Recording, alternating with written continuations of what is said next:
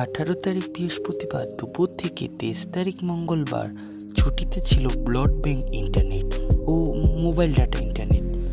প্রায় 5 দিন বন্ধ থেকে মঙ্গলবার পরীক্ষামূলকভাবে চালু হয় ব্রডব্যান্ড ইন্টারনেট। তবে এই ইন্টারনেট চালু হয় জরুরি ভিত্তিতে নানা অফিস, ব্যবসা প্রতিষ্ঠান, ব্যাংক ও কোম্পানিগুলোতে। তারপর পরদিন 24 তারিখ বুধবার হতে বাসাবাড়িতে পৌঁছে দেওয়া হয় ব্রডব্যান্ড সেবা। তবে এখনও চালু করা যায়নি mobile data internet. Broadband internet চালু হওয়ার পর প্রশ্ন তোলা হয় এর ধীরগতি সম্পর্কে।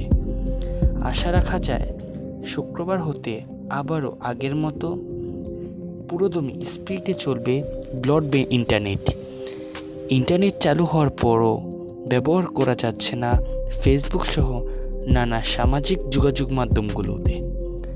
বৃহস্পতিবার একটি আলোচনা সভায় ডাক, টেলিযোগ ও তথ্য প্রতিমন্ত্রী জুনায়েদ আহমেদ পলক জানান, ফেসবুক তাদের পলিসিতে বাংলাদেশের আইন মানছে না। তারা তাদের আইন পলিসিতে নানা আচরণ করে থাকে নানা দেশের সাথে। তাই ভিন্ন আচরণের কারণে আমাদের দেশের সরকার একটু ক্ষোভ জানিয়েছে। সে আরও বলে, সরকার ফেসবুক ও টিকটকে চিঠি পাঠাবে। যদি সরকারের সাথে ব্রিফিং করতে রাজি হয় তাহলে তো অতি উত্তম। যদি না হয়, সরকার এ বিষয়ে আরও কঠোর হতে যাচ্ছে। এই হুঁশিয়ারি দিয়ে সে আরও জানিয়েছে, ফেসবুকে ভাইরাল হচ্ছে নানা অসংজ্ঞায়িত পোস্ট এবং ভিডিও। সেখানে সরকার বিরোধী এবং দেশ বিরোধী পোস্ট করছে নানা জনগণ।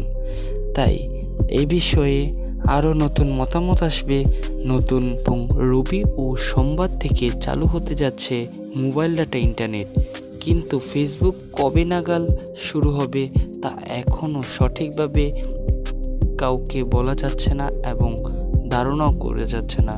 পর্যন্তই দেখা হবে পরবর্তী আরও একটি নতুন ভিডিওতে। ততক্ষণ সবাই ভালো থাকুন, সুস্থ থাকুন।